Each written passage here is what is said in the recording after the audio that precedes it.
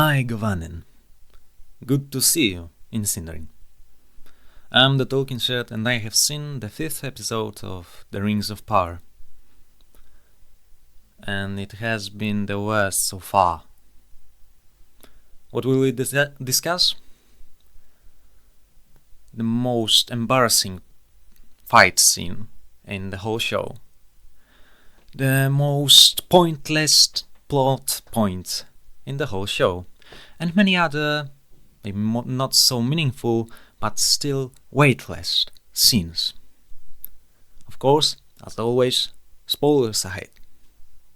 So we start with Nori and Stranger talking.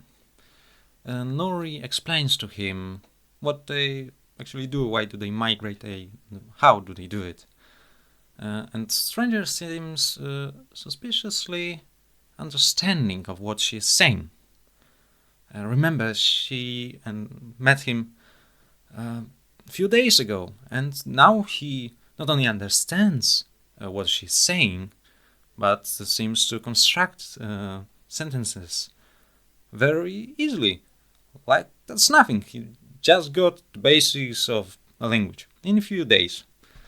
If that's not strange, then, well, everybody should learn a language in a week. Well, Nori talks to him about the dangers that they meet, the hobbits meet during their travels, and he numbers trolls, men, wolves, fog and rain, and the stranger adds that, he is a peril also. Nori denies that. Stranger reminds her about the fireflies that he killed, but Nori answers, "No, you are good." He hasn't done anything bad willingly yet, but calling him good is almost the same of a stretch like calling him bad. You, Nori, do not know him. You cannot know that he is good or bad. You should be at least somewhat cautious with a man that can control, or even worse, he cannot control the flames that surround him. That's the end of that. And then Nori, her family, and Poppy get to the road again, and Poppy starts singing a song. And then we see a montage of them traveling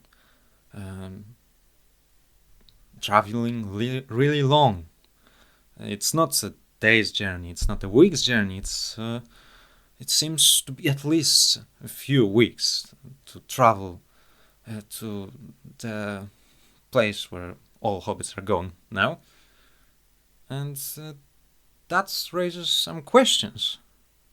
If the road is so dangerous and the travel so long, why do they even travel?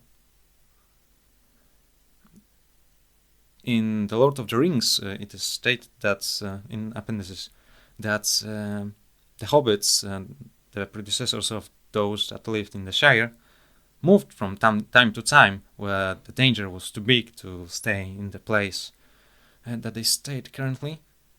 And finally they settled down in the Shire. But they did not move in a yearly cycle that the hobbits here do. They changed the place when it was too dangerous. But here the hobbits seem to look for the danger. You see, the road is so dangerous, but they travel so long, and they do not stay in safer places. They still have to hide almost at any sight of even a man that travels near. Wouldn't it be easier to settle down in one place that isn't so dangerous and not risk so many deaths that there clearly are for the hobbits? Recall the names, those who are dead, and it's very common. But they travel, and where even? What is so marvelous in those places that they travel to that it's worth taking such risk?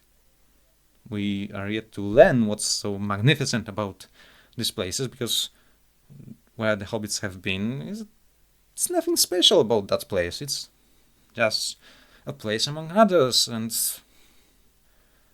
there is nothing that would lead to such dangers, to such risk. It's not logical to do it. And the hobbits could very well, very easily settle down and start to farm or start to trade. They certainly know how to build buildings, and if they had some time, they could fortify the dwellings and be safer that way. But it seems that they are in constant danger because they do not settle down. So it is very strange. If it's not explained, it's just a plot hole. I have one more thing to say about the song. There is a stolen line from The Lord of the Rings. Not all those who wander are lost. And, well, it is meant to remind us that it is The Lord of the Rings, and it is all connected. But it seems to be a really cheap Easter egg, and there is no meaning that it bears in the original books. It is just here to remind us that, hey, there is some connection, when really there is nothing beyond those words that would connect those two situations.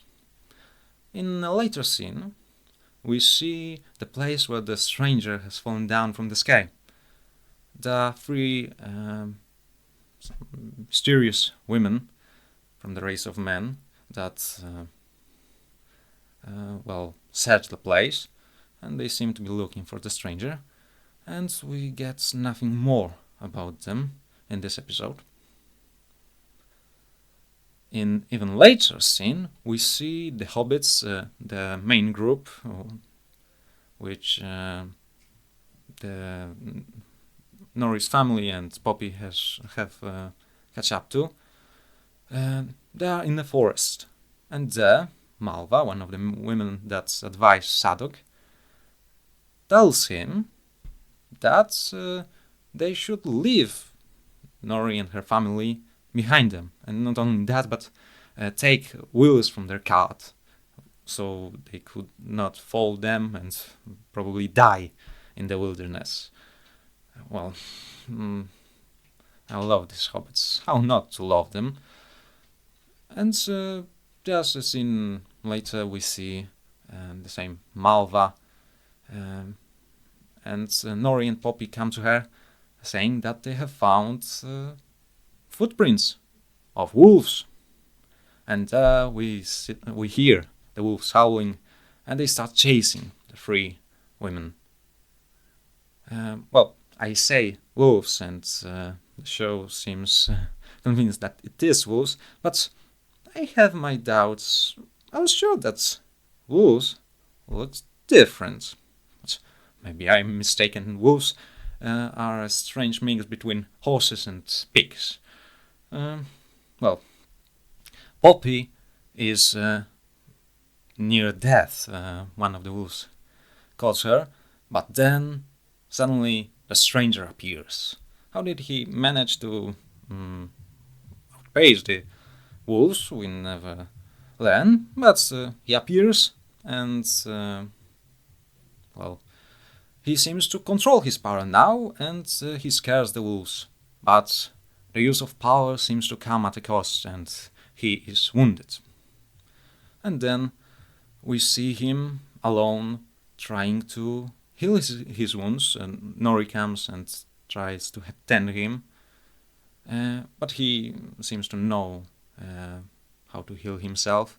He puts his hands in a puddle, and then it freezes not only the hand but water, and it comes up to his arm. He whispers something in a strange tongue, and then Nori touches his arm, and she gets the same treatment. Her arm also freezes, is covered in frost. Then the stranger shouts, and Nori is freed and tossed away, and then she runs, like she's, afraid of the stranger. But it was all her fault, because she touched him and he was, alone, just for everybody to be safe. And she did what she did, and that's all her fault. But she seems to do not understand it. And that's it for the Hobbits in this episode. Now let's see what's happening in the Southlands. We see Ada looking at the sun, and there is an orc coming to him in the sunlight. Of course, like every reasonable orc, this one is covering his face. Well, this means that he's smart and that every single one of the orcs that chased Theo, Bronwyn and Arondir. And now we learn that the tunnel is complete. Then we see Bronwyn, the leader of the Southlanders, of course, announcing to the Southlanders gathered in the watchtower Adar's message. And she tells them to do not accept Adar's offer to fight. Some seem convinced, but not all. Waldreg, the man that had the sword that Theo found, convinces many of the villagers to surrender to the enemy. He invokes their ancestors that lived because they served Morgoth. And now villagers seem somewhat evenly split, and half of them leave the watchtower. Waldreg calls Theo. He considers him an ally, but Theo stays in the tower. Later, we see Waldreg swearing fealty to Ada, and he calls him Sauron. And Ada does not seem pleased. This leads to a rather entertaining exchange where Waldreg asks, "You are Sauron, are you not?" And the answer is him being tossed to the ground, and he later says, "I'll serve you, whoever you are." But the price for this service is high. He must prove that he will be loyal, and he kills one of the villagers. It is this coward that left Theo in the village when the orcs came. And later we see Arondir with Theo. He trains him in archery, and there is somewhat meaningful exchange between them. Arondir tells Theo that the boy has found courage, and it is very important. It took Arondir about 200 years to find bravery, such as Theo found at the age of 13, I think. And but Theo nevertheless seems concerned that half of the villagers left. But Arondir emphasizes the fact that half of them stayed, and that is what's important. This leads to Theo revealing that he has this mysterious sword, and this story goes a little bit off rails, because Arondir tells him that he has seen something like that, and we see that indeed the sword is represented on the walls of the watchtower, which means that the elves represented the weapon of the enemy on their walls. It's their ornament there. Why would they do that? And what is the purpose of that? We never learn. I would very much like to learn why is it so, but the show does not concern itself with such trivial questions.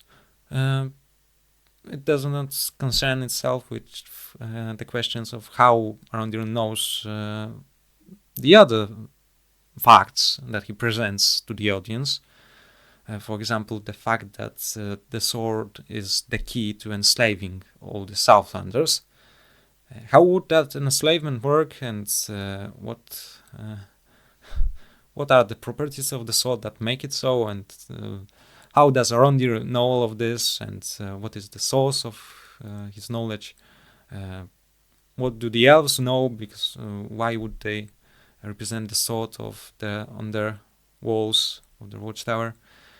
These questions would be very interesting to explore, but are never answered. Well, later we see Arondir and Bronwyn talking, and Bronwyn, in the moment of despair, seems very close to bowing to the enemy, to surrendering, but Arondir convinces her not to do it, to stay and fight.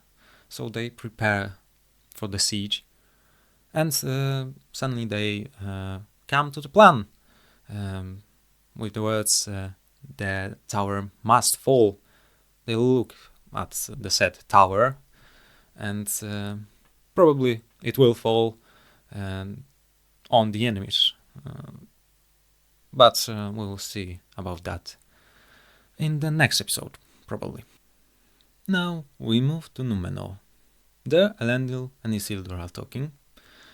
Isildur wants to join the expedition to Middle-earth, and Elendil does not want to allow him to go. Isildur does not want to go to the west anymore. He says that he will not do it until he does something worthy of Númenor. Then Elendil, I really like that.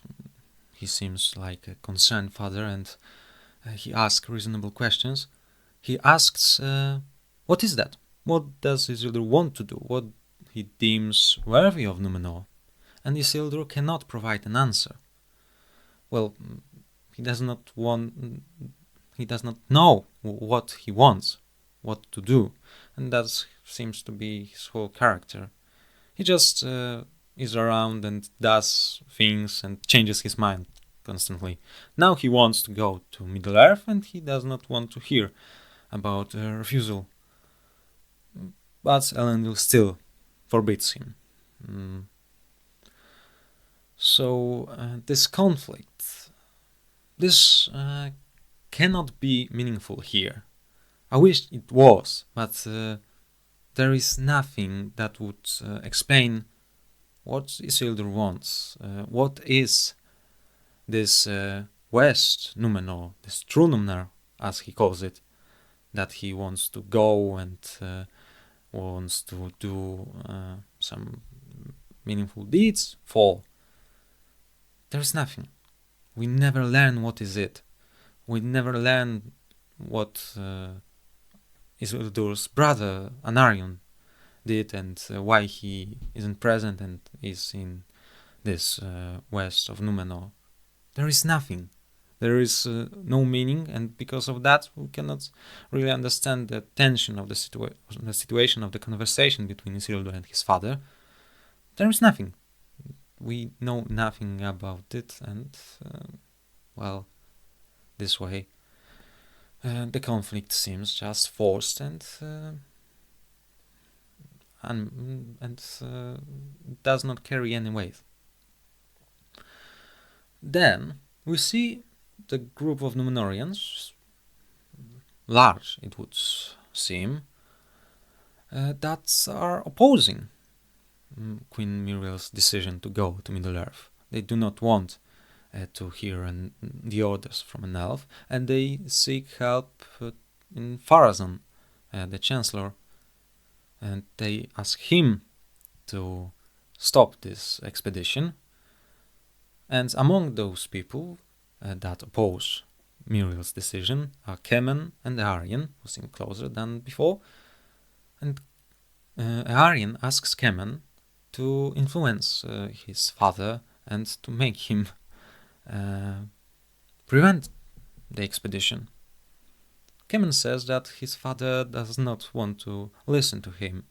When I speak, his ears close, he says. And you know what Erin's response is? It's, so speak louder. Well, that's a great piece of advice. I dare you to try it. When somebody does not want to hear your opinion, just speak louder, even shout at them. They'll certainly listen. Well, later we see council. There are Halbrand, Galadriel, Muriel, and Farazon, and they are listening to Halbrand's information. He says what he has seen in the Southlands. He gives a report of orcs' movements. He says that they are near the watchtower, and now we have to wonder how long it took Halbrand to get to Númenor. It must have been a long time. He must have left Southlands, travel through them, reach the sea, embark on the ship, and then travel across the sea. It's again very, very long journey, and then be attacked by the worm. Then for some time just wander on the sea, and then reach Númenor. That is certainly some weeks that must have passed, but his information seems accurate. Here again is the problem of the unspecified timeline. We do not know what happens when, and it leads to confusion because we have no idea why Halbrand can provide accurate information. Then we learn also how strong is the force that will go to Middle-earth from Númenor, and it is not an impressive number. It is 500 men on 5 ships. In The Lord of the Rings, in The Return of the King, Prince Imrahil tells that 7,000 men, which gathered to go to Mordor to fight the forces of Sauron, is a joke. It's a laughable number. In the days of glory and power of Númenor, it would be just an avant-garde of the main army. And indeed, this force, 7,000 men, Rohirrim and Gondorians, has no chance against the power of Sauron. It is only Frodo and Sam and their quest that allows them to achieve victory. So 500 men is even more of a joke, especially that Númenorians cannot know how many orcs are there in the Southlands. Nobody even asks these questions. Nobody from the Southlands, Arondir and Bronwyn, nobody provides this information, and Halbrand cannot provide this information. So Númenorians even more cannot be sure who and in what force will they meet in the Southlands. Sending 500 men can be as meaningful as sending 2 men. They cannot know it. 500 men would be a good start, maybe for sending some scouts, for preparing the landing of the main army, but we'll later learn that it's all. Well, I thought that Queen Muriel would send real help, but it seems symbolic at most. Later, we see Halbrand and Galadriel talking. Halbrand seems to have doubts about going to Middle-earth and his task of uniting the Southlanders. But Galadriel dismisses him, does not allow him to express his doubts. So Halbrand tells her that she should find another head to crown, and leaves. Later, we see some cadets. Among them there are 2 friends of Isildur that are training. They are training in the street, like there are no barracks for them, and like it's usual for soldiers to train on the city streets. And we see that they're not very good at sword fighting. To be honest, if I was shown the scene without context, I would say that they have never held weapons.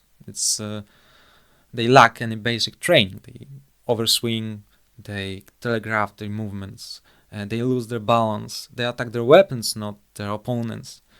It's rather it's just poor sword fighting. And Elendil and Galadriel are watching them. And Galadriel gives a comment which is hardly understandable. She says that they are fighting like some trolls from somewhere. I don't remember the name of the place. And this could have two meanings. I understood that as they are fighting as those ungraceful and slow creatures that do not know anything about the art of sword fighting. But later we learned that Galadriel meant they are very strong, like trolls. Again, this shows how the dialogue is poorly written and hardly understandable at times. Well, Galadriel, even though she seems to praise the cadets, says that they are not ready for the enemy that they are to meet. Well, the scene, her dialogue with Elendil seems to be copied from the Two Towers. There is a scene of Aragorn and Legolas talking in the Helm's Deep. They are observing Rohirrim preparing for fight, and Aragorn tells Legolas in Elvish that the people he sees are not ready to fight. And here we have very similar scene. Galadriel is expressing this, basically the same thing, and Elendil offers her to asks her to give them a lesson. Well, Galadriel has this smirk and is so ready to humiliate those cadets.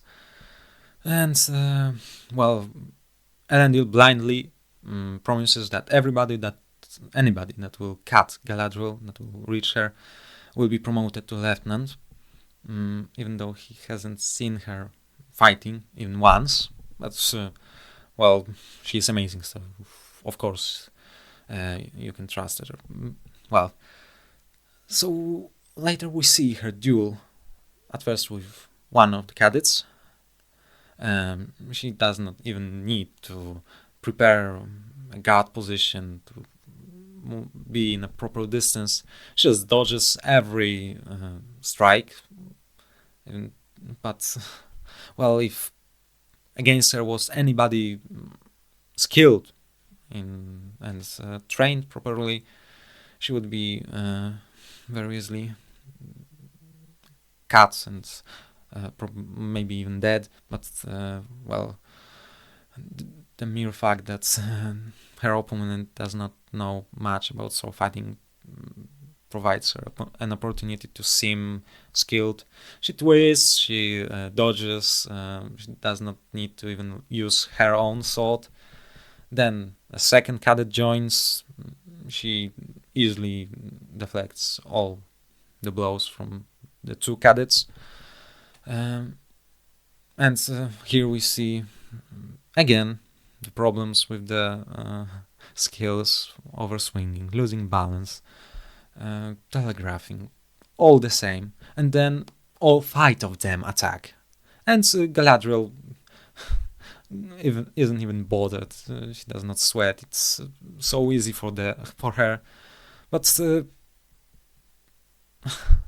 it shouldn't be. And to be honest, to be truthful, she should be on many occasions cut and wounded, maybe even killed, because well, look at this fragment, this screenshot. Here she is attacked by 5 cadets at once. She deflects 2 blows, but there are 3 others, and they just all miss. So it means that the cadets didn't even aim for her. There are other occasions when, by the way, that's the only occasion when they all fight and attack at once. They usually attack one by one, in order to give Galadriel a chance to even survive this fight. And they lose many opportunities to strike at her. There is this one baffling scene when she holds her blades to the throats of 2 cadets, and there are 3 others behind her back. And this does not last a heartbeat. She gives a short speech to the 2 cadets, and the others just stand behind her and do not attack. And there are many other occasions when she should have been cut and wounded, but they just do not do it. So finally she defeats all of them, but one of them managed to somehow cut her. Well, she humiliated 5 of them, but Isildur's friend got promoted. That's it. Then we see Kemen talking to his father and trying to convince him to prevent the expedition. His motivation seems to be that he does not want Númenóreans to die, and that he does not want suffering. But that shows a bit lack of understanding of the situation, because the war has already started. The people are dying in the Southlands. Númenor is going to help. Pharazôn seems to have a different view of the situation, and he explains to Kemen that an expedition to the Southlands is going to benefit Númenor, because having a king of the Southlands that will be loyal to Númenor, that would owe Númenor, will be a great start for Númenorian influence on Middle-earth. That's where we leave, and then we see Isildur talking to his promoted friend and asking him to allow him to join the army. Well, his friend does not agree, and then later we see Isildur on one of the ships. He wants just to hide on them and travel to Middle-earth that way, and that shows us that Númenóreans do not keep any guard on the ships, which is which proves to be rather devastating, because not only Isildur sneaked up on the ship, but also Kemen did so. And Kemen tries to burn down the ship. He brought fire, and he wants to fire the alcohol barrels that are stored on the ship. Isildur tries to stop him, but in the fight that occurs, the lantern breaks. Isildur does not do anything to stop the fire from reaching the barrels of ale, and then Kemen loses his consciousness. Isildur takes him, saves him, and they leave the ship, and it explodes and causes an explosion on the neighboring ship, which is certainly not a way in which alcohol works with fire. Not to that extent. There is no way it would cause such an explosion. Anyway, Isildur reaches the shore, and People gather. There is his father and some soldiers, and they ask what happened. And Isildur lies, does not reveal that it was Kemen that did it, and Kemen in return tells that Isildur saved his life. And Isildur says that Kemen was just fishing, and there was this fire and he saved him. But nobody seems to question them more. For example, why was Kemen there in the first place, and why was Isildur there? He wasn't on this fishing boat, and that means he was on the ship, so that would make him the main suspect. But nobody asks the simplest questions. And Isildur is later we see he's allowed to join the expedition because he saved Kemen, and that's enough. They should be questioned, if not arrested, for supposed arson, but nobody seems to bother. And the question of who did it is unsolved. And then we see Galadriel talking to Halbrand. She comes to apologize for trying to manipulate him, and she attempts to manipulate him by this apology. So during the discussion we learn that Halbrand swore never to return to Middle-earth because he has sworn fealty to Ada in exchange for his life.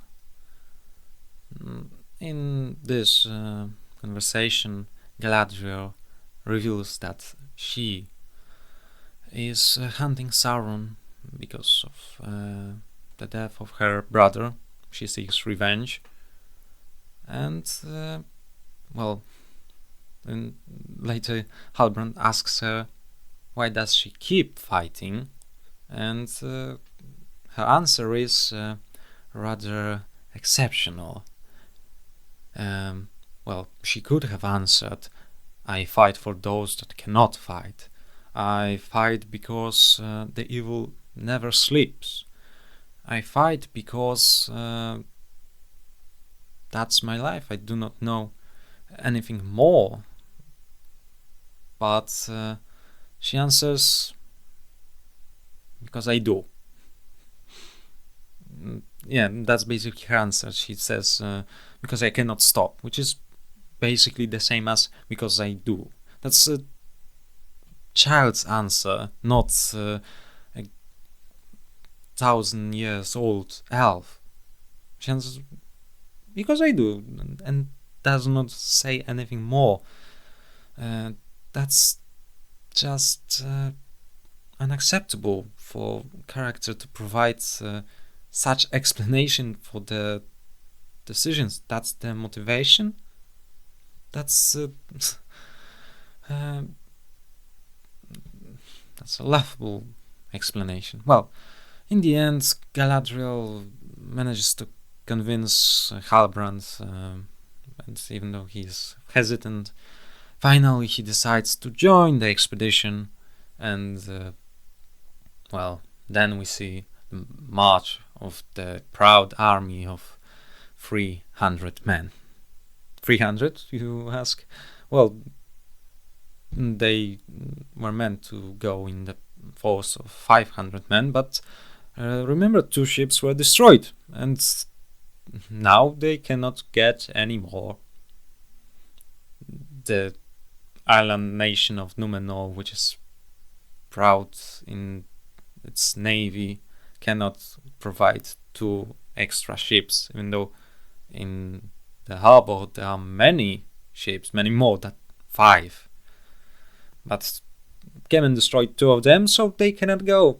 Then cannot get another, they cannot buy another, they cannot rent another. Sigurd seemingly has just those 3 ships now. So they go in the force of 300 men. Well, and we see this long scene of Galadriel embarking on the ship, and well, everyone looks at her like she's world's wonder and the greatest thing that would ever stamp on the ship. But there's nothing really amazing about it. She just steps on the ship and, well, they leave. That's it. End of scene. Now we move to the highlight of the episode. In Lindon there is a feast. Durin, Celebrimbor, Gil-galad and Elrond meet together to celebrate the union between the dwarves and the elves. There, Gil-galad asks Durin about unusual activity in Moria. So now we have tension. The secret of Mithril is in danger. Well, I would like to ask, how does Gil-galad know about such activity?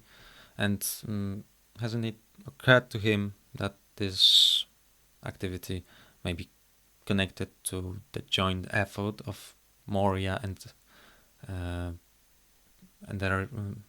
Eriador to build a forge, the great forge that he himself ordered to be built? Well, Durin gives an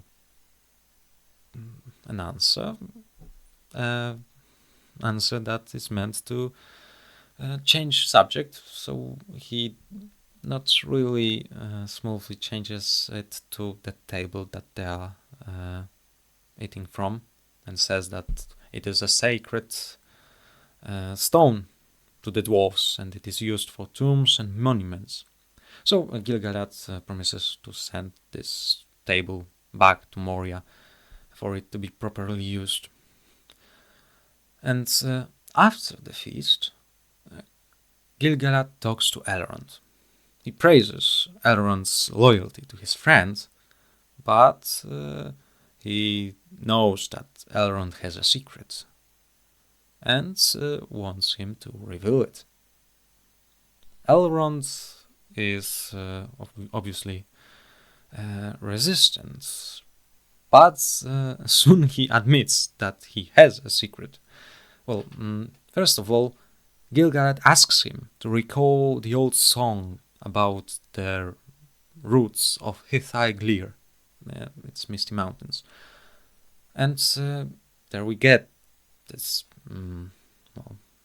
this shortened story. It is said that many years ago, on the peaks of misty mountains, there was a battle. There was a tree in which the last lost Silmaril was placed. Wait a minute. What? The lost Silmaril? There are no lost Silmarils. In the meaning, the fate of all three Silmarils is known. One ended up on the sky. It is the star of Arendil. One ended in the depths of the sea. And one ended in the earth, in a volcano. There is no mystery there. There is nothing to change. You have to change the history of Middle-earth to get this Silmaril in a tree, which is in itself a strange concept. And, well, now we have to forget everything we know about Middle-earth and listen to this fan fiction. Well, let's for a while accept that a Silmaril was placed in a tree. The song tells that there was a battle between a mighty elf and a Balrog. And the power of the elf, the power of good, and the power of Balrog, the power of evil, connected with the force of Silmaril, and it was all struck by lightning, and somehow it inserted the joint powers into the mountains, and that's how Mithril came to be. Well, great origin story for this metal. Let's put it like that. And so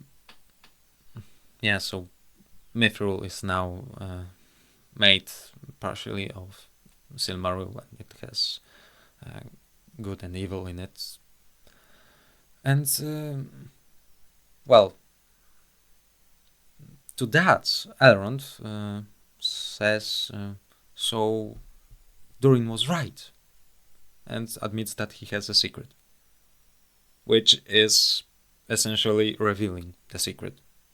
Now Gil-galad shouldn't have any doubts. There is Mithril under the mountains. Dwarves have it. It is obvious that Elrond just revealed the secret. Well, he still pretends that he has not. And there is still tries to hide the truth, but Gil-galad asks him if he is willing to pay the price, and the price would be the tomb of all elves. The tomb of all elves. What? Well, let's just restrain ourselves for a short while. Gil-galad then shows Elrond that a sacred tree in Lindon is ill. And now we learn that it means that all elves are going to die. Their light is fading and they must leave Middle-earth, or they will just perish. That's it. If you wanted to know anything about the specifics of this illness of the tree, if you wanted to know how the elves are losing their strength, the power, the light, if you wanted to know how did it happen, what is the cause of this, you get nothing. It's empty. There's nothing there. It's just said. It's blunt exposition without proper justification. The elves are dying. Accept it. That's the problem. That's so painful to hear that this story is going this way. There is nothing meaningful. It's artificially introduced. Well, Gil-galad then says that if elves leave Middle-earth, the forces of evil will conquer it and destroy all that is good. So Gil-galad now believes that there are forces of evil. So what was the... He sent Galadriel away just for saying that there are forces of evil, and now he believes that? Well, soon he reveals that he believed that if he sent Galadriel away, the evil will be no more. What an idiotic assumption! Why would evil be gone if Galadriel was gone?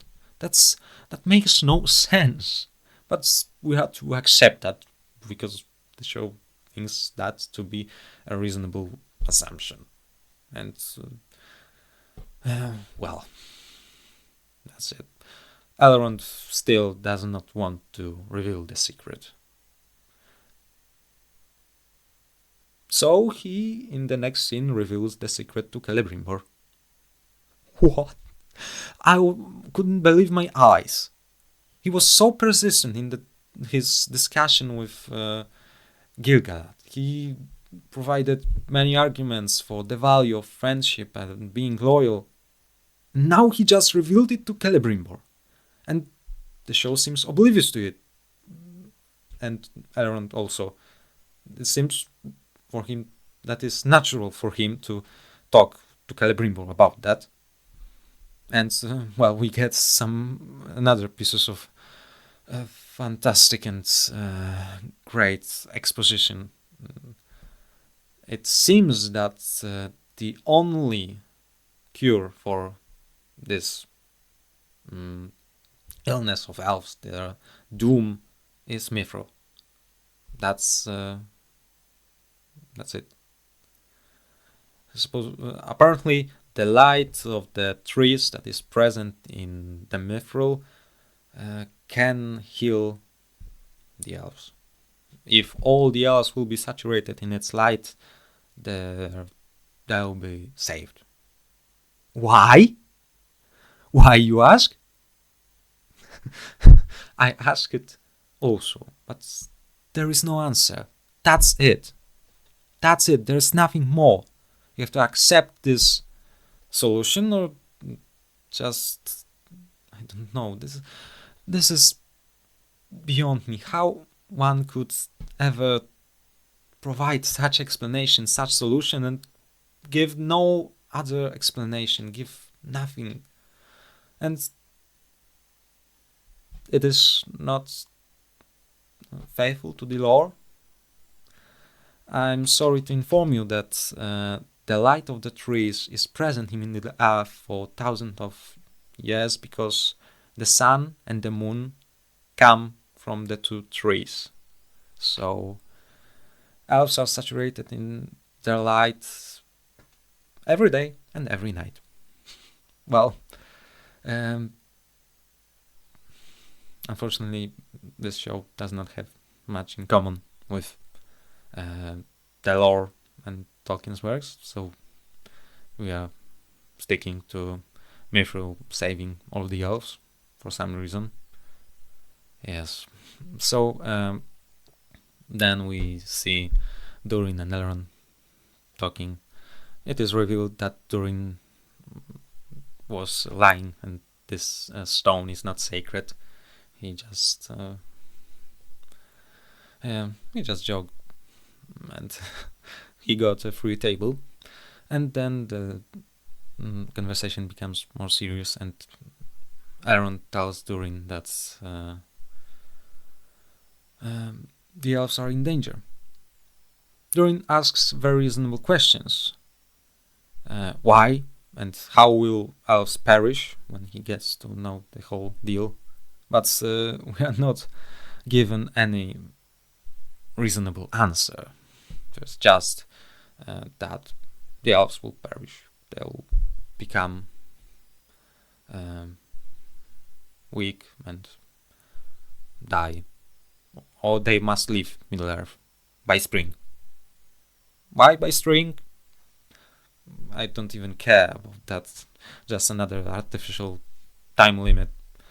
This whole conflict is artificial. It is artificially introduced, artificially justified, and the solution is artificial. It is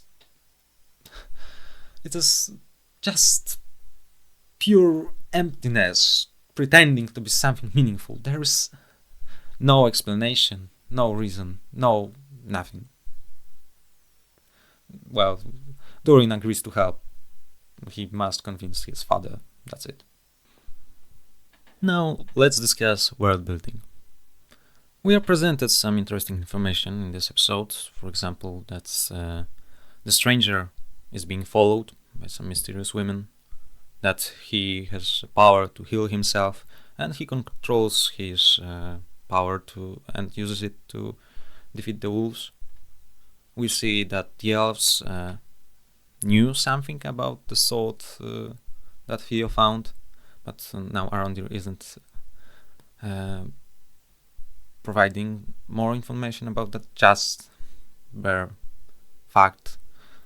We see that in Númenor, untrained soldiers are being sent to Middle-earth, and Númenorian navy cannot provide additional ships after two are destroyed. But there is one most prominent issue that we see in this episode, and it is what happens in Lindon. And mind you, that's the motivation for all that happens with Elrond, Gil-galad, Celebrimbor, Durin, dwarves and elves. And the motivation that we get is just laughable. There is nothing to justify what's happened. Information comes out of nowhere and there is nothing to prove it. It's just words. And we do not see any elves dying. We do not see any magical properties of Mithril. We are just told. if we were to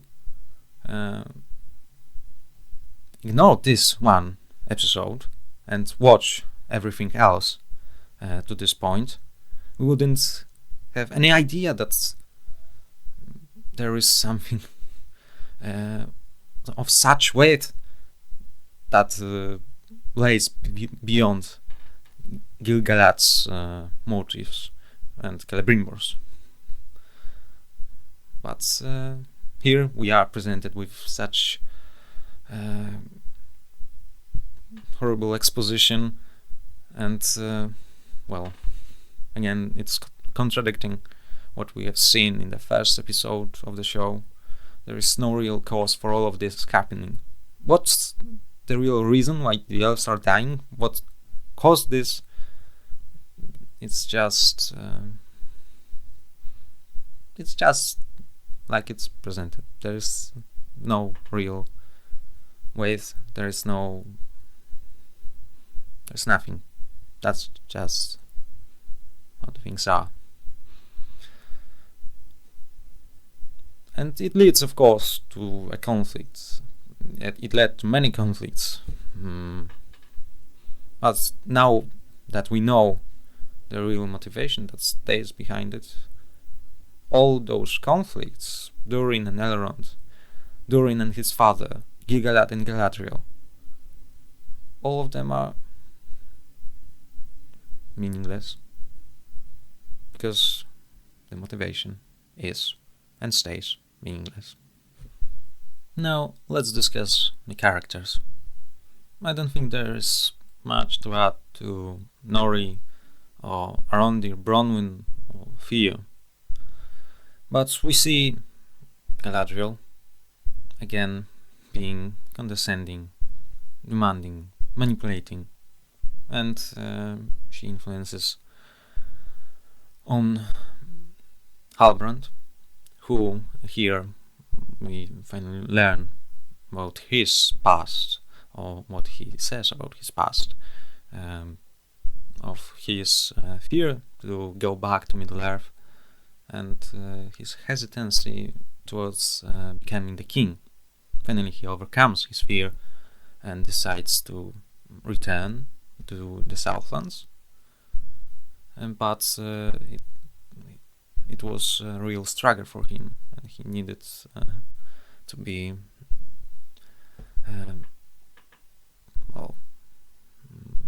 convinced or manipulated by Galadriel.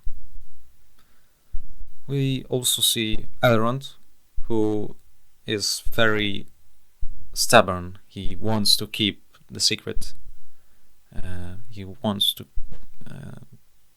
be truthful to Durin, but he reveals his secret at the same time, the first time to Gil-galad, not directly, but it's very obvious that what he is hiding, and later to Celebrimbor, which is just beyond me. How could anyone write something like that? On the one hand, Elrond being so persistent to keep his secret, and in the next scene him revealing it. We see that Durin is concerned about the fate of the elves, and he finally agrees to help, which is very noble of him. And that's the main characters. When it comes to being consistent with the source material, there is barely anything to say, because the show does not have any meaningful connection with Tolkien's works. There's just this story of the Silmarils changed and abandoned. So let's move right into the final conclusions. This episode proves that the show is fanfiction, and bad fanfiction. When we are at that, it uses the names that Tolkien created and tells its own story, and we see how this story develops with the motivations of Gil-galad, which are based just on words, with a pathetic fight of Galadriel and her whole character, with this Númenorian power that means 500 men, and when 2 ships are destroyed, it's only 300 men sent to Middle-earth. It's nothing really engaging, and it's rather irritating to watch some scenes. There are few exceptions. Some exchanges between Durin and Elrond and Elendil in Númenor. He is also good character, but these again are just exceptions, and everything else is, at best barely tolerable, and at worst it's like this story of Gil-galad and the slow death of elves, which we get to know all of a sudden now, without any previous setup. Well, I really hope that the upcoming episodes will be better. I have less and less hope about that, but nevertheless I will see you soon, and we will discuss what's left of this show. So, fare you well. Nova Year.